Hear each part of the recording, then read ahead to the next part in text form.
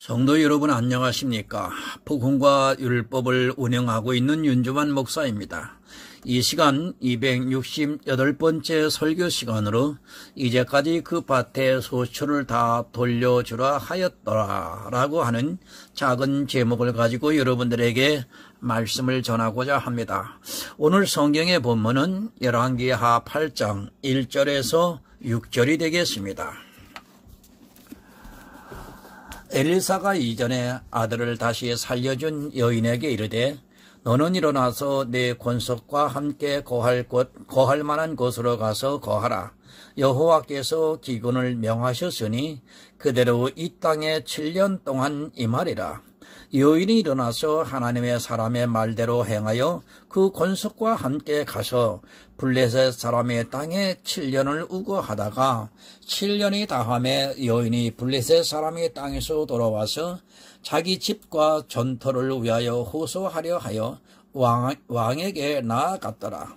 때에 왕이 하나님의 사람의 사환 게하시와 서로 말씀하며 가로되 너는 엘리사의 행한 모든 큰 일을 내게 고하라 하니 게하시가 곧 엘리사가 죽은 자를 다시 살린 일을 왕에게 이야기할 때에 그 다시 살린 아이 오미가 자기 집과 전터를 위하여 왕에게 호소하는지라. 게하시가 가로되 내 주 왕이여 이는 그 여인이요 저는 그 아들이니 곧 엘리사가 다시 살린 자니이다. 왕이 그 여인에게 물으매 여인이 고한지라. 왕이 저를 위하여 한 관리를 임명하여 가로되 무릇 이 여인에게 속한 것과 이 땅에 떠날 때부터 이제까지 그 밭의 소출을 다 돌려주라 하였더라. 아멘. 하나님 아버지, 영생의 말씀이 성경 안에 있기에 오늘 또 열왕기의 상에 있는 성경의 말씀을 가지고 말씀을 전하게 됩니다. 여기 수넴 여인이 돌아와서 왕에게 호소를 하고 왕은 그에게 판결을 내리는 본문의 말씀입니다. 이 영에 대한 말씀을 이 땅에 사는 육체에 비유하여 설명하고자 하시는 하나님의 의도하심인데 많은 사람들이 이 또한 육체의 일로 문자적으로 깨달아 하나님의 뜻과는 상관이 없는 길을 가고 있음을 안타까워 아버지 하나님 이 시간 이 말씀으로 영의 말씀으로 전하고자 합니다. 전하는 자의 입술과 듣는 자의 심령 속에 하나님 성령께서 역사해 주셔서 영의 말씀으로 생명의 말씀으로 바로 전하고 바로 깨달아 믿음에 이르는 하나님의 자녀들이 될 수 있도록 함께 하여 주옵소서. 7년 동안 기근이 든다는 것은 하나님의 영에 대한 양식이 사라지는 그 기근함을 이야기하는데도 불구하고 사람들이 하나님의 이 영원한 비밀의 말씀을 잘 깨닫지를 못하고 있습니다. 하나님 이 시간 역사해 주셔서 모두가 깨달아 아멘으로 하답하는 지혜로운 시간이 될 수 있도록 함께하여 주시옵소서. 예수 그리스도의 이름으로 기도드립니다. 아멘. 성도 여러분, 이제 가을입니다. 계절이 어김없이 찾아오고 있고 성도들에게 있어 가을은 참으로 중요한 시기이기도 합니다. 우리는 계절을 뚜렷이 알고 살아가고 있지만 성경에서 말씀하고 있는 절기의 가을이 언제 올지는 아무도 모르고 있습니다. 그 가을이 오면 이 세상에는 복음이 거의 사라지고 주님께서 다시 오시는 그날이 가까워 올 것입니다. 성경의 계절을 여러분 주목하시기 바랍니다. 봄에 예수님께서 6월절 어린 양으로서 하나님께 드려지고 난 후에 그 첫 열매가 드려지는 절기가 바로 여름입니다. 그 여름이 가까워지는 것이 바로 맥주절이고 이제 가을이 오면 수장절이 되어 구원받을 성도들이 곡간으로 들어가게 됩니다. 이 절기는 이제 눈으로 보이는 것이 아니라 우리는 시기와 때를 잘 살펴서 가을이 오기 전에 천국에 들어갈 수 있는 준비를 여러분 해야 합니다. 제가 보는 시기는 그렇습니다. 아직은 여름입니다. 아니, 여름의 절정이 아직 가까이 오지 않았다는 것을 성경을 보면서 어느 정도는 알 수 있습니다. 이 세상의 계절을 뚜렷하게 우리가 분별을 할 수 있지만 사실 영적인 계절은 영의 눈을 가지지 않고는 도무지 분별할 수 없다는 것을 알아야 합니다. 그 영의 눈을 갖기 위해서는 늘 성경을 묵상하고 또 성경 안에서 예수 그리스도의 보화를 캐내어 그것을 내 것으로 만들어야 합니다. 인생 각자에게도 여러분 계절이 있습니다. 저도 이제 70이 넘었으니까 가을로 점점 접어들어가고 있습니다. 이제 이 가을이 되었을 때는 정말 내가 믿음에 있는가 스스로 확증을 하고 내 믿음을 견고히 해서 창고에 들어갈 날을 기다리며 살아가는 것이 성도의 본분이라고 저는 믿고 있습니다. 그러나 사람들은 너무도 태평하게 인생의 가을을 보내고 있고 자기가 어떤 때에 서 있는가를 전혀 모르고 있고 또 준비도 하지 않고 있습니다. 종말의 때는 아직 이른 것 같습니다. 하지만 인생인 각자의 종말은 언제 어떻게 닥칠지 아무도 모릅니다. 나이가 30이라 해도 또 20의 청춘이라 해도 그 종말이 언제 어떻게 임할지는 아무도 모릅니다. 성도는 늘 가을을 사는 생각을 가지고 살아야 하고 내가 정말 주님의 곳간에 들어갈 수 있는가를 늘 생각을 하고 또 성경을 통해 내 자신의 믿음을 확증해 나가야 합니다. 아직은 무화과 나무가 무성하지 않습니다.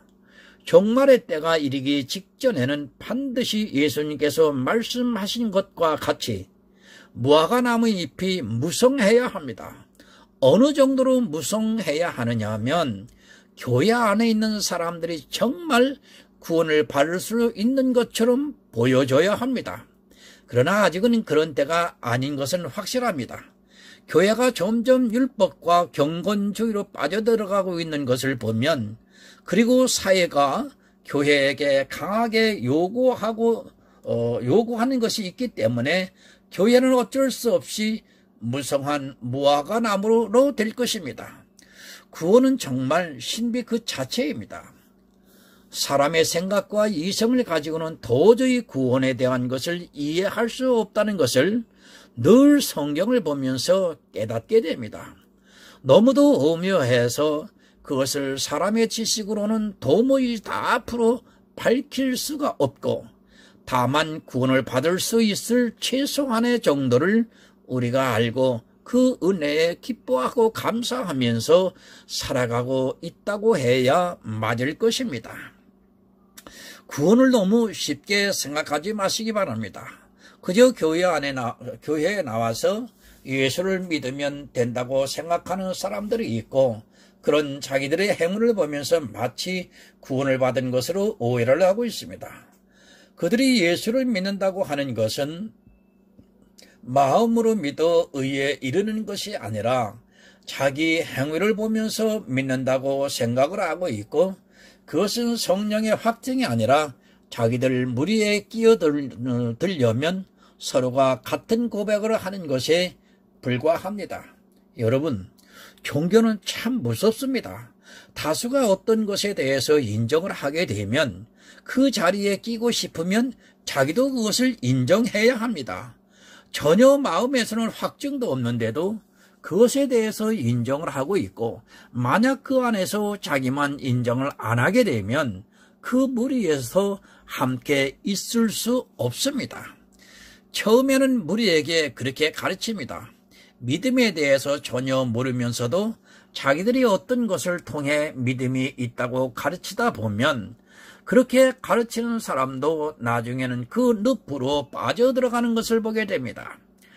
나중에는 자기가 정말 믿음이 있는가 아닌가 분별을 하지 못하고 그저 다수를 따라가게 됩니다. 남들이 기뻐하면 자기도 억지로 기뻐해야 하고 남들이 슬퍼하면 자기도 하나도 안 슬픈데도 또 그들과 같이 슬퍼해야 하는 것이 종교입니다. 그러다 보면 그런 무리 속에 있는 자기들이 전부 바른 믿음을 가진 것으로 오해를 하게 됩니다. 지난주에 이런 말을 들었습니다. 나이가 들어서 신학을 공부하고 있는 사람인데 저와는 너무도 다른 신앙관을 가지고 있기에 별로 이야기를 안 했습니다. 솔직히 제가 교회에 나가서 웃고 떠들고 할 기분이 전혀 아닙니다. 그들은 기쁨이 있을지라도 저는 교회를 보면 가슴이 답답한데 어떻게 그 안에서 웃음이 나오고 기뻐할 수 있겠습니까? 제 솔직한 심정입니다. 교회만 가면 정말 가슴이 딱 막힙니다. 그런데 그 안에서 시시덕거리고 웃고 있을 기분이 아닙니다. 저도 복음이 살아있고 주님의 은혜가 풍성히 임하는 교회라면 얼마든지 그들과 함께 웃고 교회를 나누고 싶지만 실제 제가 이야기를 하면 다툼만 일어나는 그런 교회 안에서 제가 과연 웃음이 나올 수 있겠습니까? 그런 저를 보고 화기가 없다고 합니다.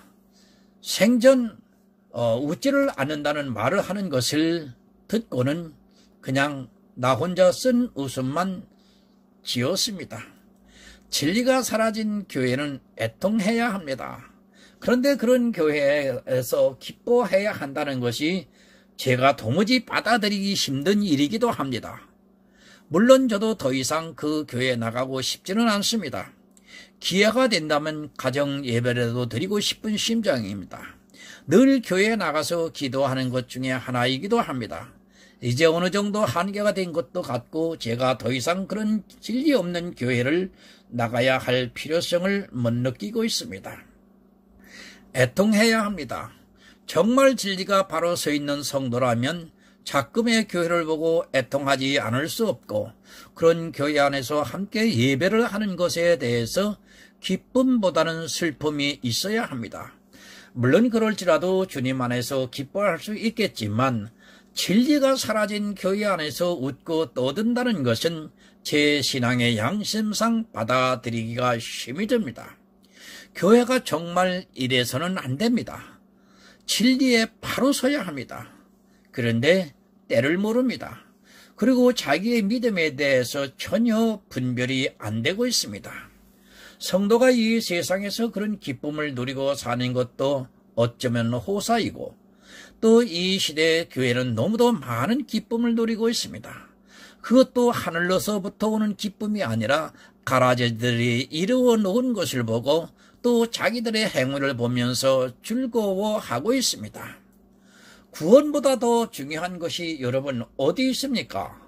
그러나 언제부터인지 교회에서 구원에 대한 설교가 사라지고 있고 어떻게 행해야 구원을 받을 수 있는가를 전혀 모르고 있습니다. 그저 자기들이 다니고 있는 교회 안에 있는 것으로 구원을 받은 것으로 오해를 하고 그 안에서 마음껏 즐거워하고 있습니다.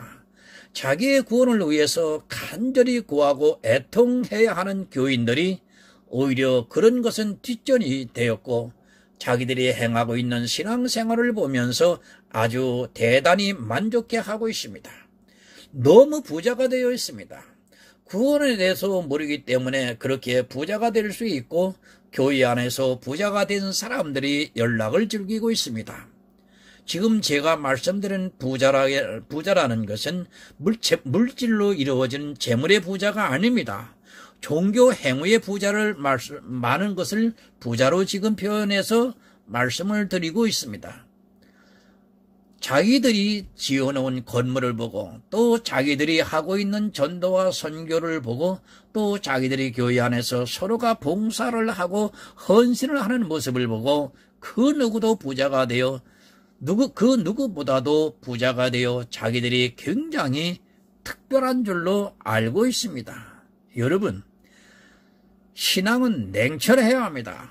구원은 막연하게 주어지는 것이 아니라 성경에서 확증을 해야 합니다.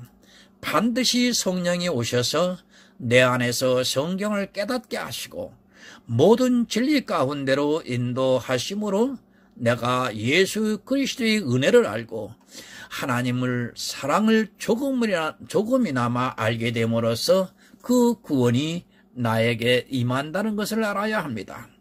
성도에게는 이런 과정이 주어지지만 가라지들은 그저 자기들이 교회 안에 있고 행하고 있는 행위들을 보면서 착각에 빠져들어갑니다. 이제 성경 본문 1절을 보겠습니다. 엘리사가 이전에 아들을 다시 살려준 여인에게 이르되 너는 일어나서 네 권속과 함께 거할 만한 곳으로 가서 거하라. 여호와께서 기근을 명하셨으니 그대로 이 땅에 7년 동안 임하리라. 여러분, 이 말씀을 보면서 저는 고민을 했습니다. 별로 중요하지도 않은 말씀 같은데 왜 이런 말씀을 성경에 기록해 놓았는가를 생각했습니다. 아마 이 본문의 말씀을 한 번이라도 보았다면 저와 같은 생각을 했을 것입니다. 내용적으로 볼 때 도무지 무엇을 말씀하고자 하는지를 이해하기도 힘들고 또 굳이 성경에 기록되어야 하는 말씀인가를 의문을 갖게 합니다. 이 여인에 대해서는 열왕기하 4장에 기록이 되어 있습니다. 굳이 제가 말씀을 안 드려도 아이를 어떻게 가졌고 그 아이가 죽었다가 어떻게 살아났는가를 알고 있습니다. 아마 이 여인에 대한 말씀을 많이 들었을 것이라고 생각합니다. 그런 일이 있고 난 후에 엘리사가 이 수넴 여인에게 찾아와서 이 땅에 7년 동안 기근이 있을 것인데 너는 네 권속과 함께 피할 만한 곳으로 피하라고 말하고 있습니다. 여러분, 기근이 무엇을 의미합니까? 좀 전에도 제가 기도에 잠시 언급을 했습니다. 양식이 떨어졌다는 말씀입니다. 더 이상 이 수넴 여인이 살고 있는 곳에서는 양식이 없어졌다는 말씀입니다. 물론 육의 양식이지만 이 양식은 영의 양식을 말씀하고 있습니다. 7년 동안 이 지역에 기근이 찾아온다는 것은 이스라엘에서는 정말 불행한 일입니다. 시편 33편 19절을 보겠습니다. 저희 영혼을 사망에 건져내시며 저희를 기근 시에 살게 하시는도다. 이 여인을 귀한 여인이라고 말합니다. 열왕기하 4장에서 귀한 여인이라고 소개를 하고 있습니다. 하나님께서는 이 귀한 여인을 살리시기 위해 그 권속을 살리시기 위해서 영적인 기근이 찾아온 이스라엘에서 피하게 하셨습니다. 이스라엘의 기근이 찾아왔다는 말은 결국 교회에 기근이 찾아왔다는 말과 같습니다. 더구나 7년이라는 기간은 기근으로 인하여 완전히 이스라엘에 있던 사람들에게 복음이 전혀 전해지지를 않는다는 것을 의미하고 있습니다. 여러분, 성경에서 말씀하는 누가 존귀한 자입니까? 바로 다윗을 존귀한 자라고 말씀을 하고 있고 다윗의 신하 아비새를 존귀한 자라고 말씀을 하고 있고 아람 장군 나하만을 존귀한 자라고 말씀을 하고 있고 야베스를 존귀한 자라고 말씀을 하고 있고 신약에 와서는 아리마대 사람 요셉을 존귀한 자라고 성경은 말씀을 하고 있습니다. 이 요셉은 바로 예수 그리스도의 시체를 달라 해서 장사를 지낸 사람입니다. 이 존귀한 자들은 주님께서는 지켜주시고 있습니다. 영의 양식이 사라진 기근 시에도 그들에게는 피할 길을 예비하셔서 그들을 구원해 주시겠다는 말씀입니다. 이스라엘에 많은 사람들이 있었지만 그 수넴 여인만이 존귀한 자라 칭함을 받았고 기근이 들자 이 귀한 여인의 권속을 피하게 하셨습니다. 저는 이 말씀을 묵상을 하면서 과연 나는 하나님 앞에 정말 이렇게 구원을 받을 수 있는 존귀한 자가 되지 않았나? 나 역시도 존귀한 자다. 이렇게 생각을 합니다. 여러분도 하나님 앞에 믿음으로써 오직 믿음으로 인하여 하나님 앞에 존귀한 자가 되시기를 부탁드립니다. 교회가 기근이 들 수 있습니다. 이스라엘이라고 하는 교회가 기근이 들었습니다. 그런 기근에서도 주님께서는 귀한 수냄 여인에게 피할 길을 가르쳐주고 있습니다. 선지자를 보내서 그가 피해야 할 것을 가르쳐주고 있습니다. 지금 이 시대도 이스라엘이라고 하는 교회 안에 기근이 들면 존귀한 자는 주님께서 피할 길을 마련하시고 그들을 보호해 주시고 있습니다. 구원받은 성도입니다. 이들이 있는 교회가 기근이 나서 예수 그리스도의 양식을 먹이지 못하고 있으면 주님께서는 선지자 엘리사를 보내주셔서 그들에게 피할 길을 가르쳐주고 있습니다. 귀한 여인의 권속을 구원하시기 위해서 엘리사를 통해 역사를 하고 있습니다. 오늘 이 시대 누구를 통해서 여러분들에게 지금 복음을 전하며 역사를 하고 있는지 여러분 다시 한번 주위를 살펴보시고 내 자신을 바라보시기 바랍니다. 영적인 기근이 들었습니다. 그런데 사람들은 자기들에게 기근이 들었는지 안 들었는지도 분별을 못하고 있습니다. 육의 양식에 배가 불러서 영의 양식에 기근이 들었는가를 전혀 깨닫지를 못하고 있습니다. 그런 가운데서도 주님께서는 존귀한 자들을 지켜 보호해 주고 있다는 말씀입니다.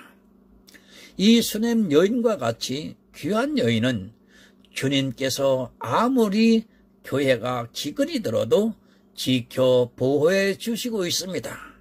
이 시간 이 설교의 말씀을 들으시는 모든 여러분, 정말 이 수냄의 여인과 같이 존귀한 자가 되어 기근에도 피할 수 있는 생명을 가지시기를 부탁을 드립니다. 본문 2절입니다. 여인이 일어나서 하나님의 사람의 말대로 행하여 그 권속과 함께 가서 블레셋 사람의 땅에 7년을 우거하다가 이방 땅으로 갔습니다. 이런 불행한 일이 있는데도 사람들이 깨닫지 못하고 있습니다. 이스라엘이라고 하는 교회가 영의 양식이 없어 기근이 들었을 때 성도는 어디로 피하느냐 하면 바로 이방 땅으로 피할 수밖에 없습니다. 비록 그 땅이 이방 땅이라 해도 주님께서는 지켜주시고 있습니다. 기억하시기 바랍니다. 내 교회의 영의 양식인 예수가 없어서 기근이 들어있는데도 그곳에 그냥 머물러 있는 것은 한마디로 자기의 생명을 빼앗기는 일임을 알아야 합니다. 영의 양식이 없는 교회는 차라리 세상보다도 못하다는 것을 가르쳐주고 있습니다. 세상에서 홀로 사는 것보다도 못할 수 있습니다. 기근이 들어도 교회가 낫다고 생각하는 자체는 잘못입니다. 기근이 들었으면 이스라엘이라도 그곳에서 피해야 합니다.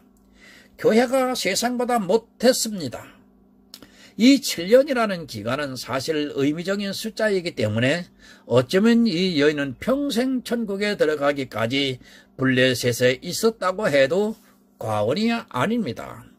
기근이 들어있는 교회보다는 차라리 세상에 있는 것이 그리고 홀로 그 권속을 지키는 것이 나을 수 있다는 것을 기억하시기 바랍니다. 블레셋 땅은 여러분 이방 땅입니다. 그것에서 7년이라는 기간은 평생이 될 수도 있습니다. 물론 다시 돌아오는 말씀이 있지만 수넴의 귀한 여인은 그렇게 기근에서 벗어날 수 있었습니다. 육의 양식이 기근이 든 것은 너무도 잘 아는데 사실 영의 양식이 기근이 든 것에 대해서는 분별을 못하고 있습니다. 이스라엘에 있는 사람이 그리고 교회 안에 있는 사람이 자기 교회가 기근이 들었다는 것을 안다는 것은 쉽지가 않습니다. 깨어 있으시기 바랍니다. 이스라엘에 기근이 있었던 것 같이 언제라도 내가 다니고 있는 지금의 교회도 역시 기근이 들 수 있습니다. 기근이 들었는데도 그것을 깨닫지 못하면 7년 기근 동안에 결국 죽고 말 것입니다. 예수에 대해서도 가르치지도 않고 예수 그리스도의 십자가에 대해서 전혀 그 의미를 가르쳐 주지도 않는데 기근이 찾아와도 모르고 있습니다. 그러나 얼마나 감사합니까? 이 귀한 수냄 여인에게는 주님께서 엘리사를 보내셔서 이스라엘에 7년 동안 기근이 있을 것을 가르쳐주고 피하게 하셨습니다. 교회가 기근이 들면 사실 세상보다 못하다는 것을 분명하게 알아야 합니다. 영의 양식, 예수 그리스도가 사라진 교회는 사실 절망적이기 때문에 세상보다도 못하다는 것을 깨우쳐주기 위해서 이 말씀을 우리에게 보여주시고 있습니다. 이스라엘이라는 교회에서만 지켜주십니까? 착각하지 마시기 바랍니다. 오히려 교회가 기근이 나면 구원받을 성도를 세상으로 피하게 하시고 있습니다. 예수 그리스도가 없는 교회는, 생명의 양식이 없는 교회는 이 세상보다도 못하다는 것을 알고 정말 복음을 분별하시는 성도가 되시기를 바랍니다. 본문 3절입니다. 7년이 다함에 여인이 블레셋 사람의 땅에 돌아와서 자기 집과 전투를 위하여 호소하려 하여 왕에게 나아갔더라. 모든 교회가 다 기근일 수 있습니다. 예수님께서 마지막 때에 처처에 기근이 있다고 말씀을 하고 있습니다.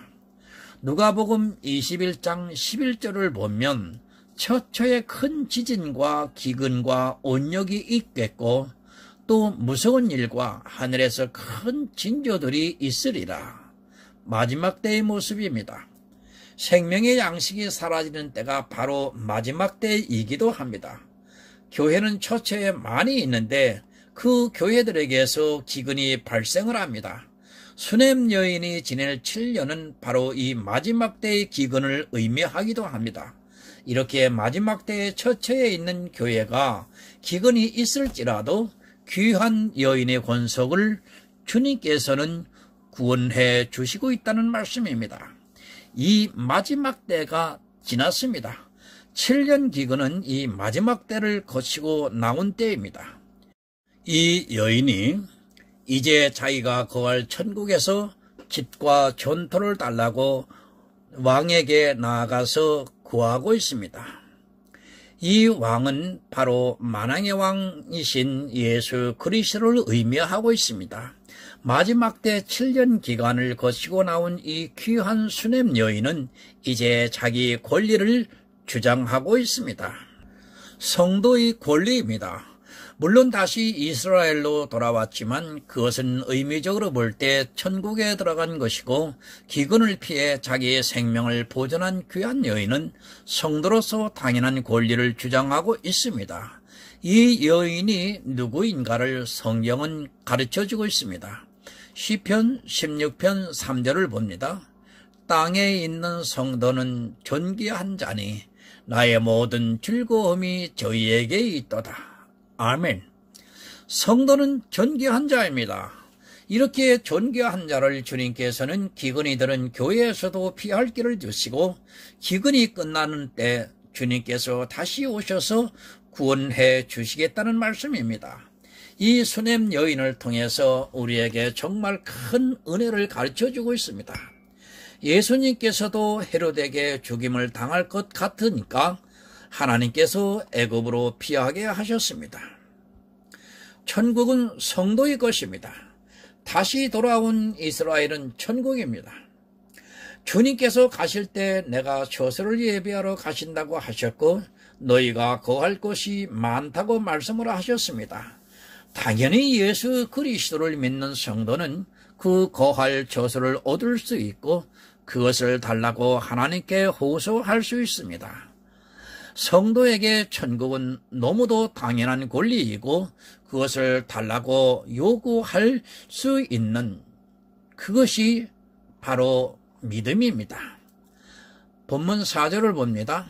때의 왕이 하나님의 사환 게하시와 서로 말씀하여 가로되, 너는 엘리사에 행한 모든 큰 일을 내게 고하라 하니, 게하시가 곧 엘리사가 죽은 자를 다시 살린 일을 왕에게 이야기할 때에 그 다시 살린 아이오미가 자기 집과 전투를 위하여 왕에게 호소한지라. 게하시가 가로되, 내 주 왕이여, 이는 그 여인이요 저는 그 아들이니 곧 엘리사가 다시 살린 자이니이다. 게하시는 증인입니다. 왕의 앞에 있다가 귀한 여인의 이야기를 처음부터 다 증언을 해주고 있습니다. 이 여자의 집과 땅이 맞다고, 이가 구원을 받은 성도라고 이야기를 해주고 있습니다. 고린도전서 5장 5절을 봅니다. 곧 이것을 우리에게 이루게 하시고 보증으로 성령을 우리에게 주신 이는 하나님이시니라. 누가 증거를 해줍니까? 성령께서 내가 성도라는 것을 분명히 증거를 해주시고 있습니다. 내가 이 땅에 있는 성도라는 것을, 그래서 귀한 사람이라는 것을 분명히 증거해 주시고 있습니다. 비록 세상에서는 기근을 피해 이방 땅에 있었을지라도, 그래서 근심하면서 살았을지라도 성령께서는 내 안에 증거를 해 주시고 있습니다.